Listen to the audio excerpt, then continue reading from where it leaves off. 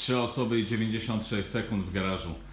Adam przyjechał do garażu oczywiście. Co się stało, Adam? Okazało się, że na tylnym kole mamy luz. Trzeba wymienić łożysko, uszczelniacz i tuleję. Tak, Krzysiu? Tak.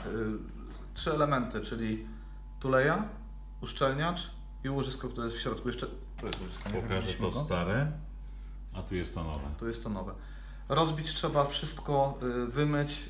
Używamy do tego smaru wodoodpornego. To jest bardzo ważne, żeby ten To jest smar był zużyta wodoodporny. tuleja. Częstą właśnie przyczyną tego, że łożysko się często wybija, to jest zużyta tuleja. Nie trząść, żeby wiesz, wyostrzył. O Jezu, jak zużyta, no. I tu jest to wybite. A tak powinna wyglądać. I teraz tak, jeżeli my zimmerek założymy, to w te wyżłobienie wchodzi nam woda i Łożysko Brud dostaje i wody, tak dalej. wody. Ale słuchaj, ale ja mam do Ciebie takie pytanie. Można się przed tym jakoś ustrzec? No bardzo często, no wiem, że częściowo można.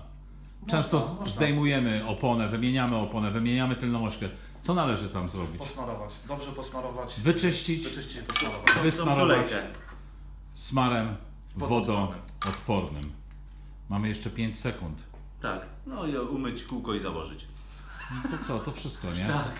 Kciuki. Hej.